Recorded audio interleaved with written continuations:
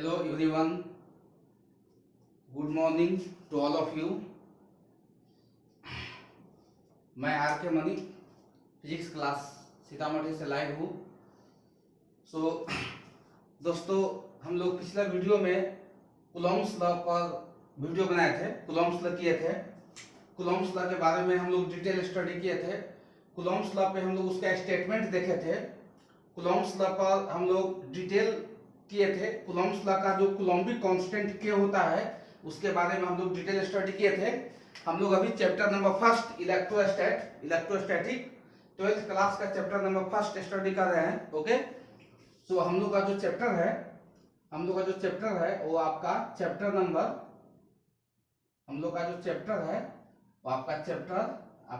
Number first है।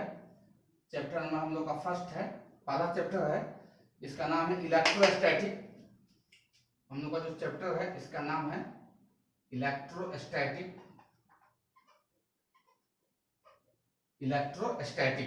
Okay, हम लोग का इलेक्ट्रोस्टैटिक चैप्टर है, फर्स्ट चैप्टर है 12th क्लास का इलेक्ट्रोस्टैटिक। इससे पीछे वाला जो वीडियो है, पिछला वीडियो, उसमें हम लोग इस पहला चैप्टर का कूलॉम्स लॉ का वीडियो किए थे। तो हम लोग कूलॉम्स लॉ के बारे में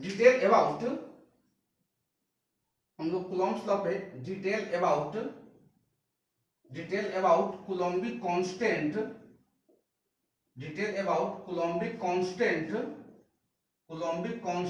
के एंड इप्सिलॉन नॉट।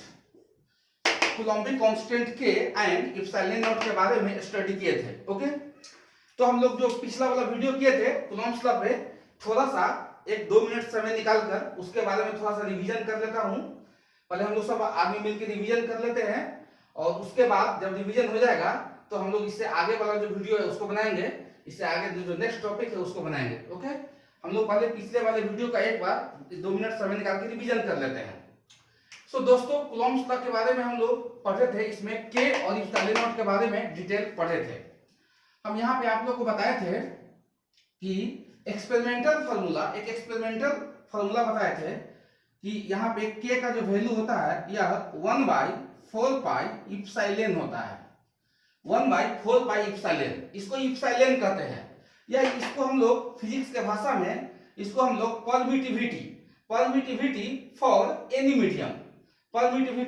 मीडियम, इसको परमिटिविटी कहते हैं। ओके, और हम लोग जानते हैं epsilon equal to epsilon naught into epsilon R होता है।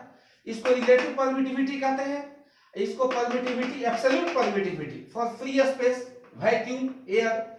और रिलेटिव परमिटिविटी का जो यहाँ वैल्यू होता है वो हम आपको आगे बताएंगे। यहाँ पे हम लोग कहते हैं फॉर एयर, या इसी को कहते हैं हम लोग वैक्यूम, फॉर एयर और वैक्यूम। इसके लिए इप्सिलॉन आर का वैल्यू 1 होता है। एयर के लिए, वैक्यूम के लिए, फ्री स्पेस के लिए, ये सब के लिए इप्सिलॉन आर का वैल्यू 1 होता है। ओके, उसके बाद यहाँ पे फॉर वाटर के लिए इप्सिलॉन आर का वैल्यू 81 होता है। इसको रिमेंबर कर लेना, याद कर लेना सभी आदमी। ओके, उसके बाद यहाँ पर फॉर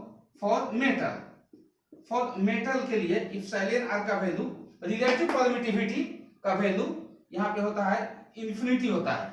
ओके, एक्चुअली दोस्त बात ये है कि के का जो वैल्यू है वो मीडियम पे डिपेंड करता है, मीडियम पे। इप्सिलॉन आर का वैल्यू अलग अलग मीडियम के लिए, डिफरेंट मीडियम के लिए डिफरेंट होता है। ऐसे दो चार्ज को अगर हम फ्री स्पेस में या वैक्यूम में डालेंगे तो इप्सिलॉन आर का वैल्यू 1 इस्तेमाल करेंगे। दो चार्ज को वाटर में डालेंगे, इसका इप्सिलॉन आर का वैल्यू 81 इस्तेमाल होगा। इसी तरह हम जानते हैं कि इप्सिलॉन आर का वैल्यू अलग अलग डिफरेंट मीडियम के लिए डिफरेंट होता है। जब इसका वैल्यू डिफरेंट हो गया तो इसका वैल्यू मीडियम के अकॉर्डिंग चेंज हो जाएगा।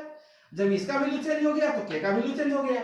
सो दैट्स व्हाई हम लोग कहते हैं कि कूलॉम्बिक कांस्टेंट के का वैल्यू मीडियम पे डिपेंड करता है। ओके, फिर उसमें यहाँ पे हम लोग देखते हैं फॉर ग्लास या माइका। ग्लास या माइका के लिए आपका इप्सिलॉन आर का वैल्यू 4 होता है। और जैसे भी आपको न्यूमेरिकल मिलेगा उस न्यूमेरिकल में इप्सिलॉन आर का वैल्यू गिवन डेट होता है, दिया रहेगा। ऐसे भी इतना, वैसे आप इस वैल्यू को इतना वैल्यू याद करके रखेंगे, अच्छा रहेगा। ओके, तो यहाँ पे हम लोग इसके बारे में पिछले क्लास में वीडियो बनाए थे तो देखे थे। अब हम लोग इससे और आगे बताते हैं, आप इसको नोट कर ले। अगर पिछले वाले वीडियो को नहीं नोट किए थे तो इसको नोट कीजिए, फिर हम लोग इससे आगे बढ़ेंगे। ओके, इसको आप लोग नोट कर सकते हैं, नोट कीजिए।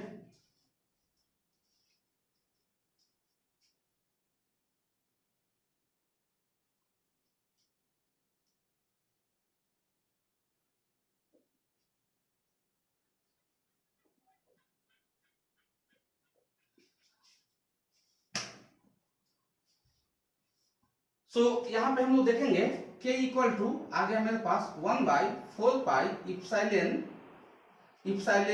इसी को लिखते हैं 1/4 pi epsilon naught into epsilon r for air medium के लिए अगर हम लोग काम करते हैं तो इप्सिलॉन r का वैल्यू कितना पुट करेंगे 1।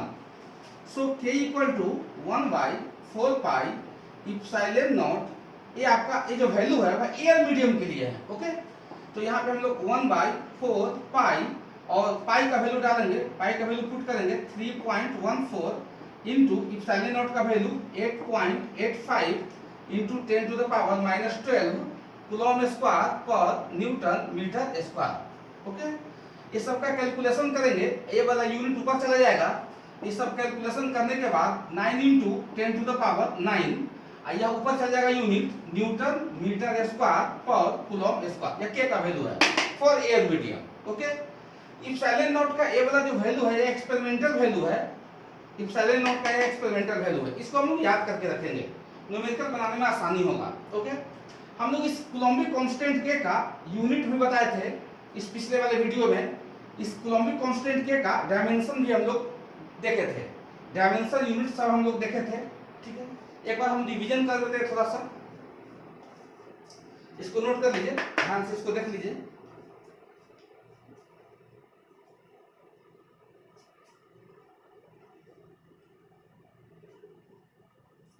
अब हम देखेंगे कि k equal to 1/4 pi epsilon naught आ गया। ओके, और यहाँ पे हम लोग k का वैल्यू हम लोग जानते हैं 9 इंटू 10 टू द पावर 9, इसका वैल्यू होता है इसका unit newton metre square per coulomb square equal to 1/4 pi epsilon not.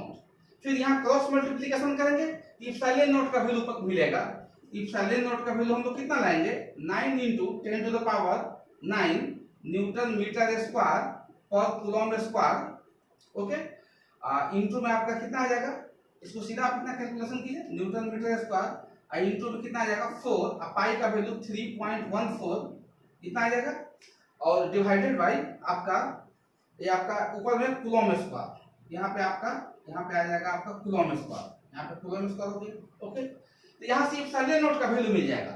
जैसे हम इसका कैलकुलेशन करेंगे, तो हमको आ जाएगा 8.85 इंटू 10 टू द पावर -12, और ये वाले जो यूनिट ऊपर चले गए coulomb square per newton metre square.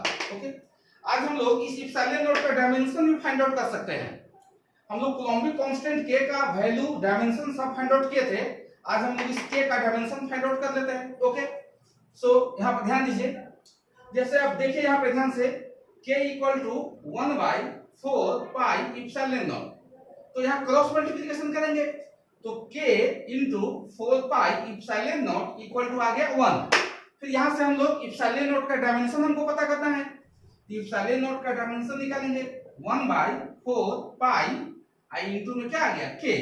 अब हम लोग इप्सिलॉन नॉट का डायमेंशन फाइंड आउट करेंगे तो 1 का डायमेंशन, 1 एक नंबर है, संख्या है, किसी नंबर का डायमेंशन तो होता नहीं है, तो 1/4 पाई इसका तो कोई डायमेंशन ही नहीं होगा, यह यूनिट लेस और डायमेंशन लेस फिजिकल क्वांटिटी है। ओके, सो आपका यहाँ पे सिर्फ k का डायमेंशन हो जाएगा, k का डायमेंशन, और k का डायमेंशन हम लोग जानते हैं, k का डायमेंशन ml कितना हम लोग देखे थे, k का dimension ml cube t to the power -4 और a to the power -2, k का हम लोग ऐसा कुछ डायमेंशन निकाले थे। ओके, सो हम लोग यहाँ पर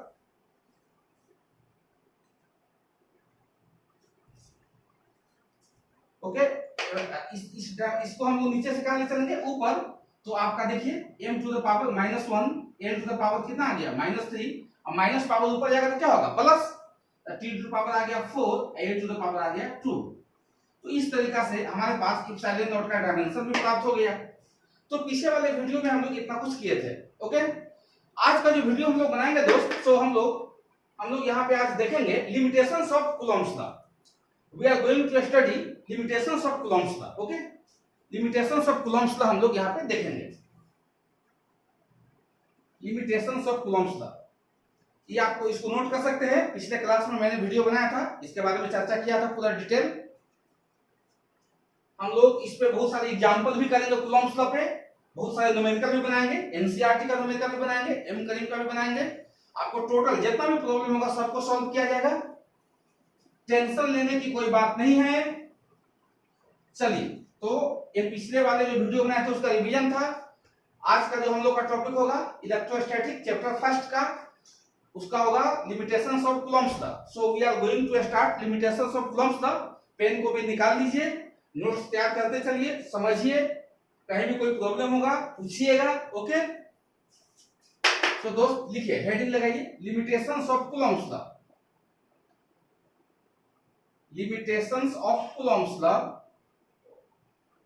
limitations of Coulomb's law, limitations of Coulomb's law. Okay, आज का जो वीडियो होगा लिमिटेशंस ऑफ कूलम्ब्स लॉ। पिछला वीडियो में जैसा कि हम आपको बताए थे कि कूलम्ब्स लॉ जो है सो ऑल ओवर सभी जगह के लिए वैलिड नहीं है, सब कुछ का अपना लिमिटेशंस होता है, उसकी अपनी सीमाएं होती है, लिमिटेशन होता है। तो इसका भी लिमिटेशन है। कूलम्ब्स लॉ कहां-कहां वैलिड है उसी के बारे में जानकारी लेंगे। ओके, जैसा कि मैंने आपको बताया था कि कूलम्ब साहब क्या बताया, दो चार्ज है, एक चार्ज Q1 है, दूसरा चार्ज Q2 है, दोनों के बीच का डिस्टेंस कितना है, r डिस्टेंस है। जब दो चार्ज को r डिस्टेंस पे रखा जाता है तो दोनों चार्ज के बीच एक इलेक्ट्रोस्टैटिक फोर्स लगता है। अगर दोनों सेम नेचर का है तो रिपल्सिव फोर्स लगेगा, दोनों अपोजिट नेचर का है तो अट्रैक्टिव फोर्स लगेगा। इलेक्ट्रोस्टैटिक फोर्स टू टाइप्स का होता है। ओके, दोनों चार्ज के बीच लगने वाले फोर्स के बारे में कूलम्ब साहब बताए हैं। ये जो फोर्स का इलेक्ट्रोस्टैटिक का जो वैल्यू होता है इसी को कूलम्बिक फोर्स कहते हैं, इसी को सेंट्रल फोर्स कहते हैं, कंजर्वेटिव फोर्स कहते हैं। ओके, तो यह जो वैल्यू होता है वह K into Q1 Q2 by क्या होता है R स्क्वायर। दो चार्ज के बीच लगने वाला जो इलेक्ट्रोस्टैटिक फोर्स है वह K पे डिपेंड करेगा, कूलम्बिक कांस्टेंट K पर डिपेंड करेगा। मतलब कूलम्बिक कांस्टेंट K का वैल्यू मीडियम पे डिपेंड करता है। डिफरेंट मीडियम के लिए K का वैल्यू डिफरेंट होता है। जब K का वैल्यू डिफरेंट मीडियम के लिए डिफरेंट होगा तो कूलम्बिक फोर्स का, इलेक्ट्रोस्टैटिक फोर्स का वैल्यू भी चेंज हो जाएगा। इसका मतलब जो कूलम्ब्स लॉ है वो मीडियम पे डिपेंड करेगा। कूलम्ब्स लॉ में जो इलेक्ट्रोस्टैटिक फोर्स का कैलकुलेशन होगा वह मीडियम पे डिपेंड करेगा। डिफरेंट मीडियम के लिए इसका वैल्यू डिफरेंट हो जाएगा, क्योंकि K का वैल्यू चेंज होगा तो फोर्स का वैल्यू चेंज हो जाएगा। ओके, अब हमको देखना है कूलम्ब्स लॉ वैलिड कहां होगा। तो कूलम्ब साहब बताए लिमिटेशंस ऑफ कूलम्ब्स लॉ में सबसे पहला लिमिटेशंस, फर्स्ट लिमिटेशंस कूलम्ब साहब बताए कि कूलम्ब्स लॉ का ये जो फार्मूला है वहां पे वैलिड होगा जहां पर दोनों चार्ज रेस्ट में होगा।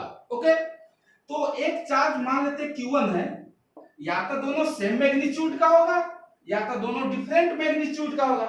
मैग्नीट्यूड से मतलब नहीं है, नेचर से मतलब है। नेचर अगर पॉजिटिव है तो रिपल्सिव, अपोजिट नेचर है तो अट्रैक्टिव। अगर सेम नेचर है तो रिपल्सिव फोर्स, और दोनों का अपोजिट नेचर है, एक पॉजिटिव है दूसरा नेगेटिव है तो अट्रैक्टिव फोर्स। तो मान लेते हैं कि यहाँ पे दो चार्ज है Q1 Q2, तो कूलम्ब्स लॉ ये जो वैलिड है कूलम्ब्स लॉ, तो यहाँ पे कूलम्ब्स लॉ वैलिड तभी होगा जब दोनों चार्ज रेस्ट में होगा। रेस्ट का मतलब होता है रुका हुआ, विराम में होगा। दोनों चार्ज आपका रेस्ट में रहना चाहिए, तब जाके आपका पूरा सिस्टम रेस्ट में रहेगा, कूलम्ब्स लॉ वैलिड हो जाएगा। कूलम्ब्स लॉ का ये फार्मूला एप्लीकेबल होगा। ये जो फार्मूला है K Q1 Q2 divided by R square, ये आपका एप्लीकेबल होगा। तो पहला नंबर हम लोग नोट्स तैयार करेंगे, उसमें लिमिटेशंस ऑफ कूलम्ब्स लॉ में सबसे फर्स्ट नंबर में हम लोग लिखेंगे कि Coulomb's law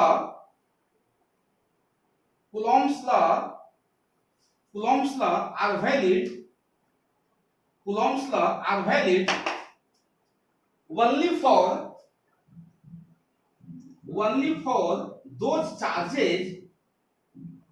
only for those charges which are in rest, only for those charges which are in rest. Charges which are in rest. Which are in rest. Okay, तो Coulomb's law का first limitation हो गया।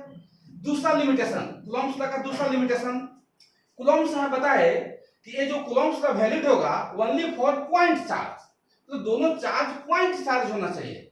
इस दोनों charge का जो value है बहुत छोटा होना चाहिए। लार्ज मैग्नीट्यूड वाले चार्ज के लिए वैलिड नहीं है।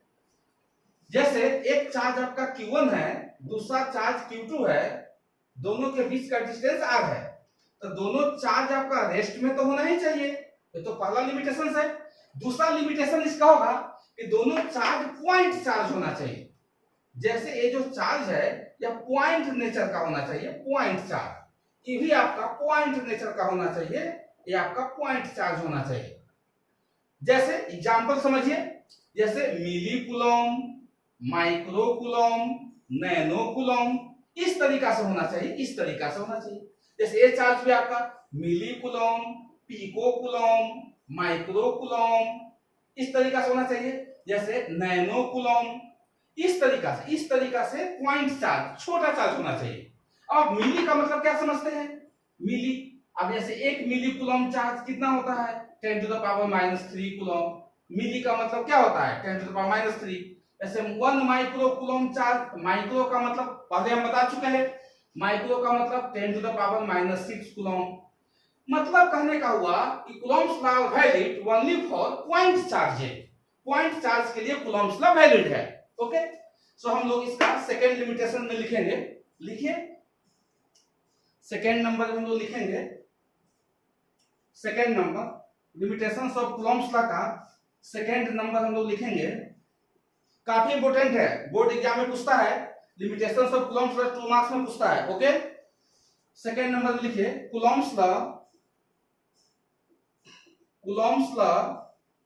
are valid, Coulomb's law are valid only for point charges. Coulomb's law are valid only for point charges. Coulomb's law are valid only for point charges. Okay, चलिए, मेरे पास Coulomb's law का 2 limitations हम देख चुके हैं। Limitations of Coulomb's law सही से note कीजिए, सही से इसको नोट करेंगे, लिमिटेशंस ऑफ कूलम्स लॉ। अब कूलम्स लॉ का तीसरा लिमिटेशंस देखेंगे। ओके, लिमिटेशन तीसरा लिमिटेशन क्या होगा दोस्त? तो कूलम साहब अपने तीसरा लिमिटेशन में बताए कि 2 चार्ज है, एक Q1 है मान लेते हैं, दूसरा चार्ज Q2 है, दोनों के बीच का डिस्टेंस r है। तो सबसे पहले दोनों चार्ज रेस्ट में है, चलिए भाई रेस्ट में यहाँ पे डाल दिए। दोनों चार्ज पॉइंट नेचर का है, पॉइंट चार्ज है, तो यहाँ पे लिख दिया पॉइंट चार्ज है, पॉइंट चार्ज। लेकिन दोनों के बीच का जो डिस्टेंस है वो भी वेरी स्मॉल होना चाहिए। Distance should be very very small. दोनों चार्ज के बीच का डिस्टेंस बहुत ही छोटा होना चाहिए। लाइक एज दोनों के बीच का डिस्टेंस मिलीमीटर, माइक्रोमीटर, नैनोमीटर, इस तरीके से होना चाहिए। जैसे जो डिस्टेंस है r यह मिलीमीटर में होना चाहिए। हम जानते हैं 1 मिलीमीटर इक्वल टू क्या होता है? 10 टू द पावर -3 मीटर। जैसे माइक्रो जो डिस्टेंस है r यह माइक्रोमीटर में होना चाहिए। 1 माइक्रोमीटर कितना होता है? 10 टू द पावर -6 मीटर। जैसे डिस्टेंस है आपका एंगस्ट्रम में होना चाहिए, 1 एंगस्ट्रम कितना होता है? 10 टू द पावर -10 मीटर। इस तरीका से दोनों चार्ज के बीच का जो डिस्टेंस है यह बहुत ही छोटा होना चाहिए, वेरी स्मॉल होना चाहिए। ओके, सो हम इसको नोट करेंगे। तीसरा number, Coulomb's law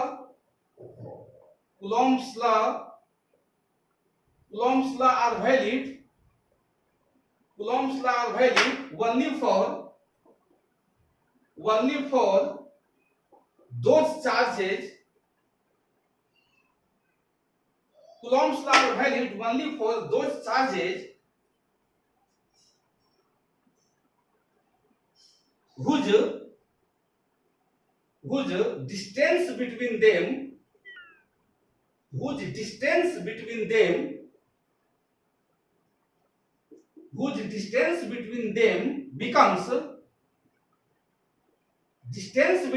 becomes very very small. distance between them becomes very very small. Distance between them becomes very very small. Distance between them becomes very very small. Note कीजिए, सही से इसको note कर लीजिए, अच्छे से नोट कीजिए. Limitations of Coulomb's law. Okay, Coulomb's law के बाद हम लोग पढ़ेंगे न्यूमेरिकल बनाएंगे, इलेक्ट्रिक फील्ड पढ़ेंगे, उसके बाद इलेक्ट्रिक फ्लक्स पढ़ेंगे, गॉस थ्योरम पढ़ेंगे. अच्छा अच्छा टॉपिक हमारे सामने आने वाला है. आगे और भी मजा आएगा, पढ़ने में बहुत ही मजा आने वाला है. आप लोग ध्यान से पढ़ेंगे, सीरियसली पढ़ेंगे, रेगुलर पढ़ेंगे, नोट्स बनाते चलेंगे. ओके, ये था आपका लिमिटेशंस ऑफ कूलॉम्स लॉ. एक एग्जांपल बताते हैं, जैसे कि पिछला वीडियो में भी मैंने बताया था. एक एग्जांपल आपको हम बताते हैं, देखिए ध्यान से. एग्जांपल आप लोगों को बताते हैं. पिछले वीडियो में भी आपको ऐसा किए थे एग्जांपल. ऐसा क्वेश्चन आपके एग्जाम में पूछता है. ओके, जैसे एग्जांपल के रूप में ऐसा समझिए कि इस तरीका से आपको दे देगा, जैसे मैंने बताया था, आपको इस तरीका से कोई ट्रायंगल दे देगा, इक्विलैटरल ट्रायंगल. देखिए ध्यान से, इक्विलैटरल ट्रायंगल दे देगा. ओके, जैसे यह इसका कॉर्नर ए है, कॉर्नर बी है, कॉर्नर सी है. तीनों कॉर्नर पे क्यू चार्ज है, Q charge, Q charge, Q charge. यह तीनों चार्ज सेम भी रह सकता है, डिफरेंट भी. अब आपको दे दिया equilateral, equilateral, equilateral triangle, equilateral triangle है. ओके, इसका भी साइड आर है, इसका भी साइड आर, इसका भी साइड, सभी का जो साइड है आर है. ये आपका 60 डिग्री है, ये भी आपका 60 डिग्री है, ये भी आपका 60 डिग्री है. तो इस तरीका से क्वेश्चन देगा. इसका फिगर है, एक एग्जांपल समझिए. इसके आधार पे आपको बहुत सारे क्वेश्चन पूछे जाते हैं कूलॉम्स लॉ का, इसलिए सबसे मेन क्वेश्चन इसको समझिए. कभी ट्रायंगल दे देगा, कभी स्क्वायर दे देगा, कभी पेंटागन दे देगा, कभी हेक्सागन दे देगा. तो समझिए, इक्विलैटरल ट्रायंगल है, कहेगा किसी दो चार्ज के कारण किसी थर्ड चार्ज पे लगने वाला नेट फोर्स बताइए, या किसी भी एक कॉर्नर पे, किसी भी एक वर्टिसेस पर, किसी भी एक शीर्ष पर लगने वाला नेट फोर्स बताइए. किसी एक कॉर्नर पे जो चार्ज है इस पे लगने वाला नेट फोर्स, किसी एक कॉर्नर पे इसी दोनों चार्ज के कारण नेट फोर्स लगेगा. किसी भी एक कॉर्नर पे इसी दोनों चार्ज के कारण नेट फोर्स लगेगा. किसी भी एक कॉर्नर पे जो चार्ज है इस पर इसी दोनों के कारण नेट फोर्स लगेगा. इसी तरीका से पूछेगा. तो मान लेते हैं हमको इस कॉर्नर पर लगने वाला नेट फोर्स निकालना है. इसके कारण इस पे नेट फोर्स निकालेंगे तो ये भी पॉजिटिव, ये भी पॉजिटिव, दोनों के बीच रिपल्सिव, या इसको रिपल्सिव फोर्स मारेगा, इधर आएगा. मान लेते हैं F1 वैल्यू है, यह भी पॉजिटिव, ये भी पॉजिटिव, इसके कारण इस पे फोर्स लगेगा. आखिर ई इसको लगाएगा कि भी इसको लगाएगा, लेकिन इसके द्वारा हमको केवल इस पे देखना है, इसके द्वारा इस पे फोर्स नहीं देखना है, इसके कारण इस पे फोर्स नहीं देखना है, इस दोनों के कारण इस पे केवल देखना है. ओके, तो इसके कारण इस पे देखेंगे तो इधर दिखाते हैं डायरेक्शन, F2 फोर्स मान लेते हैं. ये दोनों फोर्स तो इक्वल हैं, जितना यह इसको लगाएगा उतना ही फोर्स यह इसको लगाएगा, क्योंकि दोनों का डिस्टेंस भी सेम है और दोनों चार्ज का मैग्नीट्यूड भी सेम है. यहाँ भी मैग्नीट्यूड, इसके कारण इस पे जितना फोर्स लगेगा रिपल्सिव, इसके कारण भी इसको उतना ही फोर्स लगेगा रिपल्सिव. यह एंगल 60 डिग्री है तो यह एंगल भी कितना हो जाएगा, 60 डिग्री. हम जानते हैं कि मेरे पास दो फोर्स दिया हुआ है, एक F1 फोर्स है, दूसरा F2 फोर्स है, और दोनों के बीच का एंगल थीटा मालूम है, 60 डिग्री मालूम है. इस दोनों का रिजल्टेंट तो कहीं न कहीं बीच में होगा, ये आपका रिजल्टेंट फोर्स हो गया. इस तरीका से हम लोग रिजल्टेंट फोर्स का वैल्यू निकालेंगे. तो vector addition, triangle law of vector addition, triangle law of vector addition कहता है, 11th में पढ़ाए थे कि जब दो वेक्टर हो तो दोनों के बीच का एंगल हो तो इसका रिजल्टेंट वैल्यू कैसे लिखते हैं. तो लिखते हैं हम लोग रिजल्टेंट वैल्यू F1 का स्क्वायर प्लस F2 का स्क्वायर प्लस क्या 2F1 F2 cos थीटा. अब हमको यहाँ पे F1 का वैल्यू, F2 का वैल्यू, थीटा का वैल्यू सब मालूम है. बोले सर F1 का वैल्यू कैसे मालूम है? तो F1 का वैल्यू अगर निकालेंगे तो इसी के कारण नहीं, इस पे लगने वाला फोर्स का F1 नाम है. तो दो चार्ज के बीच लगने वाला फोर्स कैसे निकालते हैं, कूलॉम्स लॉ से. कैसे, K Q1 Q2, इसको Q1 इसको Q2 मान लीजिए. तो Q1 भी Q है, Q2 भी Q है, तो Q1 Q2 बाई में क्या R स्क्वायर. F2 निकालना है तो इसके कारण इस पे लगने वाला फोर्स F2 है, रिपल्सिव फोर्स. हालांकि ये चार्ज भी इस पे फोर्स लगाया होगा, लेकिन इसके कारण इस पे लगने वाला फोर्स नहीं निकालना है, इसके कारण इस पे लगने वाला फोर्स. तो चलिए, इसके कारण इस पे लगने वाला फोर्स कूलॉम्स लॉ से, दो चार्ज के बीच लगने वाला फोर्स कूलॉम्स लॉ से. K Q1 भी Q है, Q2 भी QA है, इसको Q1 इसको Q2 मानेंगे, तो KQQ अब आई में क्या R स्क्वायर। अब F1 F2 मालूम है, सब वैल्यू डाल देंगे, यहां से हमको रिजल्टेंट फोर्स तो आपको पिछले दिन निकाले भी थे, इसका वैल्यू आपको कितना आ गया था, इस तरीका से था K स्क्वायर, कुछ इस तरीका से वैल्यू था K स्क्वायर यहाँ पे, तो ये बाहर निकलेगा था KQ स्क्वायर √3 ऐसे कुछ आया था।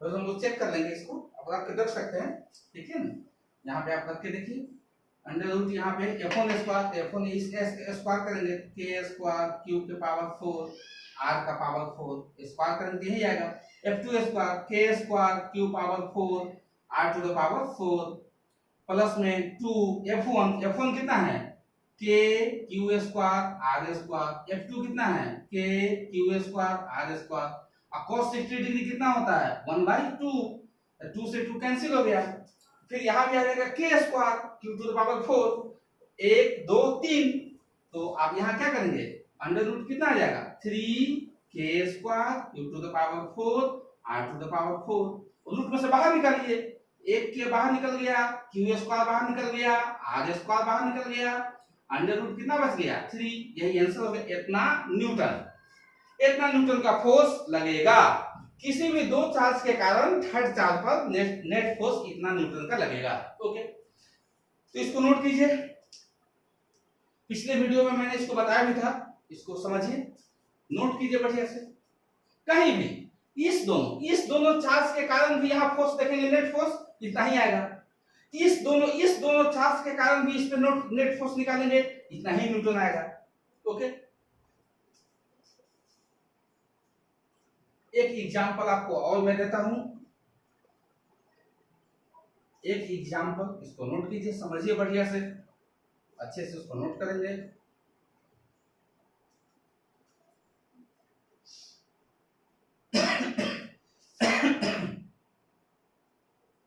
कभी कभी आपको स्क्वायर दे देगा, यहाँ पे एग्जांपल, अगला एग्जांपल समझिए, स्क्वायर इस तरीका से दे देगा, कोई आपका इस तरीका से दे देगा, एक स्क्वायर है, समझने का प्रयास कीजिए। स्क्वायर माने क्या होता है, वर्ग है। अब ये भी आपका R है, R इसका ऑल साइड इक्वल है, या आपका A साइड है, B है, C है, D है, यहाँ भी Q चार्ज, इस कॉर्नर पर भी Q चार्ज, इस कॉर्नर पर, कॉर्नर माने कोना, इस कॉर्नर पर भी कितना चार्ज Q। अब कहेगा किसी एक कॉर्नर पे लगने वाला रिजल्टेंट फोर्स निकालिए, रिजल्टेंट फोर्स, इसका मतलब किसी एक कॉर्नर पे इस तीनों चार्ज के कारण इस पे लगने वाला नेट फोर्स निकालने के लिए पूछ रहा है, इसका मतलब यही हुआ। अब जैसे हम इसके कारण इस पे फोर्स निकालेंगे, इसके कारण इस पे फोर्स निकालेंगे, इसके कारण इस पे फोर्स निकालेंगे। ओके, समझने का प्रयास कीजिए। तो किसी भी एक कॉर्नर पर बाकी चार्ज के कारण लगने वाला नेट फोर्स फाइंड आउट करना है, निकालना है। तो इसके कारण इस पे लगने वाला फोर्स, तो कूलम्ब्स लॉ है, यह पॉजिटिव है, ये भी पॉजिटिव है, तो पॉजिटिव में रिपल्सिव फोर्स, अगर यह निगेटिव नेचर का रहता तो खींच लेता, तो अट्रैक्टिव फोर्स लगता, लेकिन दोनों सेम नेचर है तो रिपल्सिव फोर्स लगेगा। या इस चार्ज के कारण इस पे लगने वाला फोर्स इधर लग गया, मान लेते इसका नाम F1 है, इस चार्ज के कारण इस पे लगने वाला फोर्स इधर हो जाएगा, इसका नाम F2 दे देते हैं। अब ऐसा मत सोचिएगा इस चार्ज के कारण इस पे फोर्स लग गया F1, ये भी इस पे फोर्स लगाया होगा, लेकिन इसके कारण इस पे फोर्स नहीं देखना है, इस तीनों के कारण हमको इस पे देखना है, E इस पे कितना लगाया, A इस पे कितना लगाया, या इस पे कितना लगाया, वो नहीं देखना है, हमको इस तीनों के कारण इस पे नेट फोर्स देखना है। अब देखिए इसके कारण इस पे हो गया इधर, इसके कारण इस पे फोर्स उधर, अब इसके कारण इस पे फोर्स, ये भी आपका सीधा फोर्स इधर, इसका नाम F3 दे देते हैं। अब देखिए, अब इस दोनों का यह एंगल 90 है, क्योंकि स्क्वायर है, स्क्वायर का सभी एंगल कितना होता है 90 डिग्री होगा, ठीक है। यह एंगल 90 डिग्री है, यह एंगल भी कितना हो गया 90 डिग्री। अब दो फोर्स है, तो दो फोर्स के बीच का रिजल्टेंट निकालेंगे, पहले हमको इस तीनों का रिजल्टेंट निकालना है, इस तीनों फोर्स का रिजल्टेंट वैल्यू, तो तीन फोर्स का रिजल्टेंट वैल्यू एक बार में तो निकाल नहीं सकते हैं, तो हम लोग क्या करेंगे, पहले दो फोर्स का रिजल्टेंट वैल्यू निकालेंगे, तो इस दोनों का रिजल्टेंट निकालेंगे, तो इस दोनों का रिजल्टेंट तो इसी बीच में चला जाएगा, इसका नाम देते हैं F4। तो F4 अगर हम निकालते हैं, F4 कैसे निकालेंगे, अंडर रूट, अभी मैंने बताया 11th क्लास में triangle law of vector addition, तो कैसे F1 square plus F2 square plus F2 F1 F2 cos 90 degree. cos 90 का वैल्यू क्या होता है? cos 90 का वैल्यू होता है 0।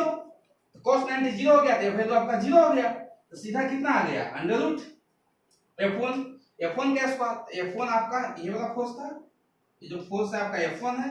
F1 कैसे निकालेंगे? दो चार्ज के बीच करने वाला फोर्स कूलम्ब प्लस है, तो K Q1 Q2 by R square. Q1 Q2 दोनों सेम है। F2 कैसे निकालेंगे? K Q1 Q2 by R square. समझने का प्रयास कीजिए। तो यहाँ F1 स्क्वायर तो रखिए K square Q to the power 4 R का power 4 plus F2 square K square Q to the power 4 R to the power 4। तो यहाँ पे दोनों को ऐड कीजिए, कितना आएगा? Under root 2 times K square Q to the power 4 R to the power 4। Root से बाहर निकालेंगे K Q स्क्वायर और कितना आ गया? R square into root 2। अब इस दोनों के कारण जो रिजल्टेंट फोर्स आया है F4, इस F4 का वैल्यू है, ये आपका रिजल्टेंट F4 का वैल्यू है। तो F4 कितना निकाले हैं? K Q स्क्वायर बाई में कितना? R square. F3 कितना है? इसके कारण इसमें फोर्स निकालना है, फिर कूलम्ब प्लस है दोनों चार्ज के बीच, तो K Q1 Q2 by R square. तो यहां से यहां तक का डिस्टेंस, तो किसी भी स्क्वायर का जो डायगोनल होता है वो कितना होता है? Root 2 into side. यहां पर लिखेंगे रूट 2 इंटू साइड आई इसका स्क्वायर आर स्क्वायर।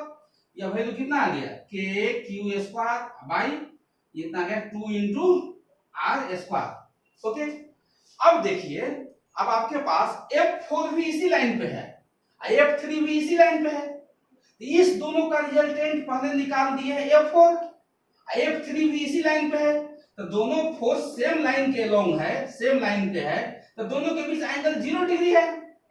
तो 0 डिग्री है तो दोनों का, या अब इस दोनों का रिजल्टेंट निकालेंगे, F3 और F4 का रिजल्टेंट निकालेंगे हम लोग, तो दोनों को एक ही लाइन पे है तो ऐड कर देंगे। तो ऐड कर देंगे तो इस केस में मेरे पास जो रिजल्टेंट फोर्स आएगा फाइनली, ये कितना आएगा? F4 plus F3। F4 कितना है? देखिए निकाल चुके हैं, K Q square divided by R square plus F3 कितना है? देख लीजिए, K Q square divided by कितना? 2R square. अब इसको ऐड कीजिए, ऐड करेंगे तो इसको एलसीएम निकाल लीजिए, तो 1 प्लस 1 बाय 2 तो 3/2, तो 3/2 K Q square by R square. यही आपका राइट आंसर हो जाएगा। ये आपका रिजल्टेंट फोर्स का राइट आंसर हो गया। आप देख लीजिए ना, हाफ है यहाँ पर, एक हाफ जो है ना आएगा तो वही। ओके, इस तरीका से हम लोग इस प्रकार के क्वेश्चन को सॉल्व करेंगे। ओके, अब यहाँ पे आपको K का वैल्यू मालूम है, Q का वैल्यू दिया रहेगा और R का वैल्यू दिया रहेगा, क्वेश्चन में गिवन डेट रहेगा, तो इजी वे में आसानी से हम लोग इसको निकाल देंगे। सभी वैल्यू को पुट करेंगे, मेरा फाइनल आंसर यहाँ पे प्राप्त हो जाएगा। Okay,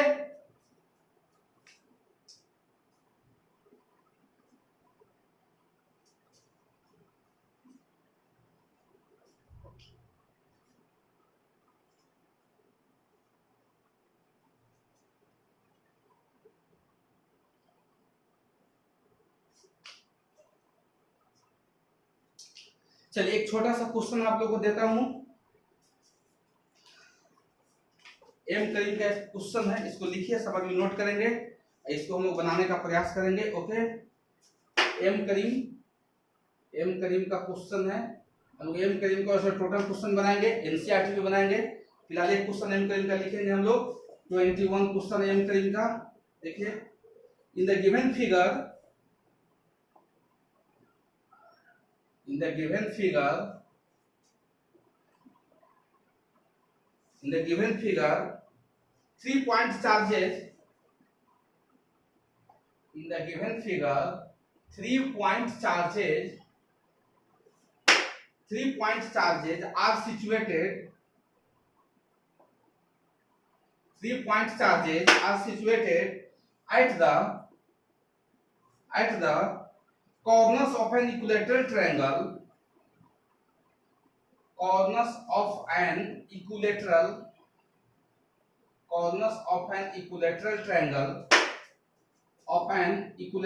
triangle of side of side 10 centimeter. Okay, calculate the resultant force on the charge at B. Calculate the resultant force. Calculate the resultant force. Calculate the resultant force on the charge at B. On the charge at B. Charge at B, and also find its direction. And also find its direction. इसका direction भी हमको पता करना है. Okay, इस question का figure दिया हुआ है. देखिए दोस्तों, ध्यान से समझिए. इस क्वेश्चन का फिगर हमको मालूम है. फिगर दिया हुआ है. ओके, इक्विलेटरल ट्रायंगल है. क्वेश्चन में दिया हुआ है सभी कॉर्नर पे चार्ज रखा गया है. सभी कॉर्नर पे चार्ज रखा गया है. देख लीजिए, इस कॉर्नर पे क्यू चार्ज है, ये आपका 100 माइक्रोकूलम. इस कॉर्नर पे भी चार्ज है 100 माइक्रोकूलम. इस कॉर्नर पे भी चार्ज है 100 माइक्रोकूलम. ओके, आपका ये भी 10 सेंटीमीटर है. सभी जितना भी साइड है इसका सभी साइड दिया हुआ है. कितना सेंटीमीटर का दिया हुआ है? 10 सेंटीमीटर. ओके, इक्विलेटरल ट्रायंगल है. इक्विलेटरल ट्रायंगल है तो बी कॉर्नर, यह आपका ए कॉर्नर है, यह बी है. सॉरी, ये आपका बी नहीं है, ये आपका बी है, ये आपका सी है. इस तरीका से क्वेश्चन दिया गया है. ओके, तो देखिए इक्विलेटरल ट्रायंगल है, सभी साइड इक्वल है, सभी कॉर्नर पे चार्ज भी इक्वल है. तो बी कॉर्नर पे नेट फोर्स निकालना है. इस बी कॉर्नर पे इसी दोनों चार्ज के कारण लगने वाला नेट फोर्स निकालना है. इस बी कॉर्नर पे इसी दोनों चार्ज के कारण लगने वाला नेट फोर्स निकालना है. ओके, तो अभी मैंने आपको बताया इसके कारण इस पे लगेगा फोर्स, इसका डायरेक्शन इधर. इसके कारण इस पे लगेगा पॉजिटिव चार्ज है, ये भी पॉजिटिव नेचर का चार्ज है, तो पॉजिटिव पॉजिटिव में रिपल्सिव फोर्स, तो इसका भी डायरेक्शन इधर. और दोनों का रिजल्टेंट कहां होगा? इधर. इक्विलेटरल ट्रायंगल है, यह एंगल 60 डिग्री, यह एंगल भी कितना हो जाएगा? 60 डिग्री. तो इसका वैल्यू मैंने बताया है. इस पे लगने वाला रिजल्टेंट फोर्स अभी मैंने बताया है कि रिजल्टेंट फोर्स इक्वल टू होता है कैसे. अभी देखिए, k q स्क्वायर और r square into under root कितना 3. अब k का वैल्यू क्या है? 9 × 10 टू द पावर 9. कोई मीडियम नहीं दिया हुआ हो तो हम लोग अपने से अंडरस्टूड करेंगे, मान लेंगे कि ये जो चार्ज का सिस्टम है, जो सिस्टम ऑफ चार्ज है, एयर मीडियम में है. एयर मीडियम के लिए वैल्यू डाल दिए. और q कितना है? देखिए सब q इक्वल होगा, तो q 100 है, तो 100 माइक्रोकूलम. माइक्रो को हटा देंगे, एसआई यूनिट में काम करेंगे. एसआई यूनिट, तो माइक्रो का मतलब 10 टू द -6, तो 100 टू द इतना. r स्क्वायर, r कितना है? 10 सेंटीमीटर. इसको भी एसआई यूनिट में कन्वर्ट करेंगे, तो 10 × 10 सेंटीमीटर को मीटर में चेंज करेंगे. ओके, इनटू में रूट अंडर कितना लिखेंगे? 3. अब 100 से 100 कैंसिल. अब ये 100 कहां जाएगा? ऊपर चल जाएगा. तो 9 × 10 to the power 9 × 100 × 10 to the power -6 × 100 × √3. अब यहाँ पे वैल्यू कितना गया? तो यहाँ पर 2 2 4 4 0 इसमें ऐड करेंगे, तो 9 × 10 टू द पावर कितना आ गया? 9 4 2 2 4 9 4 कितना हो गया? 13 13.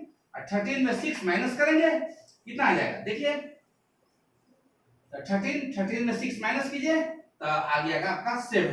ओके, इनटू रूट कितना आ गया? 3 इतना न्यूटन. अब इसका डायरेक्शन देखना है. ओके, डायरेक्शन क्या होगा? तो इस दोनों का जो रिजल्टेंट है उसका डायरेक्शन यही ना है. तो नेट फोर्स का जो डायरेक्शन है रिजल्टेंट का, वो डायरेक्शन आपका किधर है? इसके डायरेक्शन के बारे में आप बता सकते हैं. इसका जो डायरेक्शन है वो आपका किधर हो गया? बी चार्ज पे लगने वाला, वही तो क्वेश्चन है. तो ये जो आपका ए और सी, तो ए पॉइंट यहाँ है, सी पॉइंट यहाँ है. देखिए,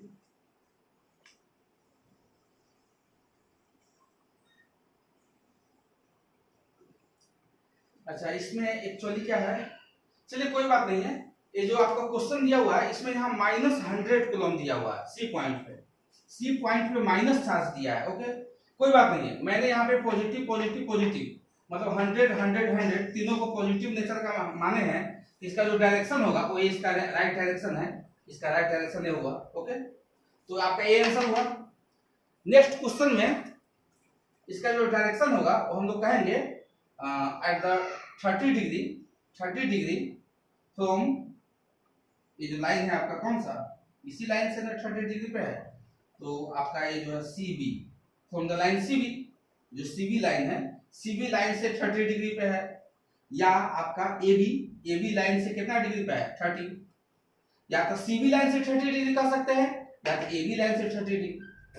एक्चुअली इसको आप नोट कर लीजिए, इसको नोट, हम यहाँ सेम नेचर 100 तीनों चार्ज को सेम नेचर दिखाया है, लेकिन आपको जो एम में क्वेश्चन दिया था इसमें एक चार्ज को माइनस दे रखा है, तो उसको भी आप सॉल्व कर सकते हैं, कोई दिक्कत नहीं है, उसके बारे में भी हिंट्स दे देते हैं, उसको भी आप सॉल्व कर सकते हैं, इसको आप नोट कर लीजिए। अब मान लेते हैं कहीं पे माइनस चार्ज आ गया, देख लीजिए यहाँ पे एक माइनस चार्ज दे चुका है, ओके, जैसा आपको मैंने हिंट्स दे देता हूँ, हिंट्स दे देते हैं और आप इसको घर पे सॉल्व करेंगे। ऐसे देखिए, ये आपका ए है, यहाँ पे चार्ज 100 माइक्रोकूलम, ये आपका बी पॉइंट है 100 माइक्रोकूलम, ये सी पॉइंट है -100 माइक्रोकूलम, इस तरीका से दिया हुआ है, सब 10 सेंटीमीटर का है, ओके, 10 सेंटीमीटर 10 सेंटीमीटर 10 सेंटीमीटर दिया हुआ है। अभी हमको इस दोनों के कारण इसमें नेट फोर्स, तो यह पॉजिटिव नेचर का है, ये भी पॉजिटिव नेचर का है, पॉजिटिव में रिपल्सिव फोर्स, डायरेक्शन हो गया, ये F1 नाम दे दिया। ये नेगेटिव नेचर का है, ये पॉजिटिव नेचर का है, तो नेगेटिव के कारण इस पे जो फोर्स लगेगा, नेगेटिव पॉजिटिव में अट्रैक्टिव फोर्स, तो अट्रैक्टिव फोर्स इधर हो जाएगा, ये आपका F2 हो गया। अब इस F2 और F1 का जो रिजल्टेंट होगा वो बीच में होगा, ये हुआ रिजल्टेंट आपका, ये जो रिजल्टेंट होगा इसका नाम हो जाएगा रिजल्टेंट फोर्स।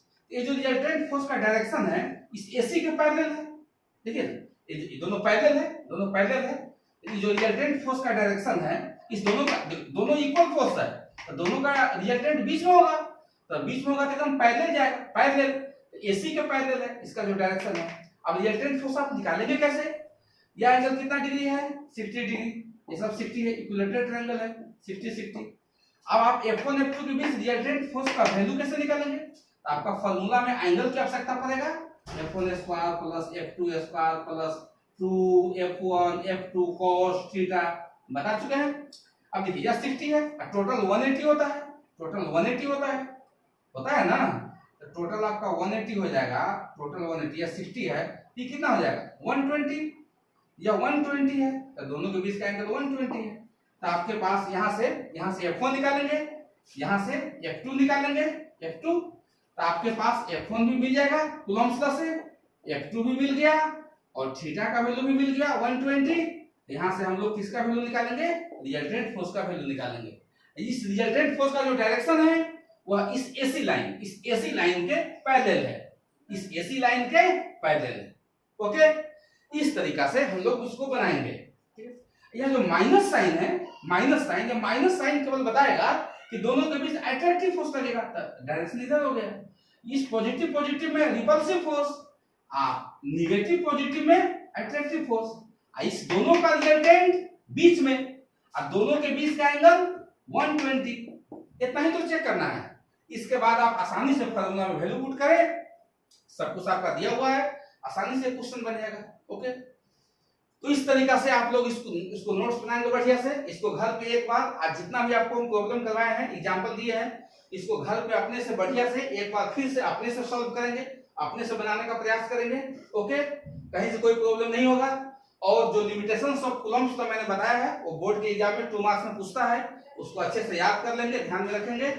तब तक के लिए ओके, धन्यवाद, और नेक्स्ट वीडियो का इंतजार कीजिए, नेक्स्ट वीडियो आपको मैंने कल अपलोड करेंगे। नेक्स्ट वीडियो आपका इलेक्ट्रिक फील्ड का होगा, इलेक्ट्रिक फ्लक्स का होगा, गॉस थ्योरम का होगा, और हम कोशिश करेंगे कल एम करीम और एनसीईआरटी का न्यूमेरिकल भी आपको सबसे पहले बता दे, जो कूलम्ब्स का न्यूमेरिकल है, ओके। तब तक के लिए थैंक यू, धन्यवाद, ओके।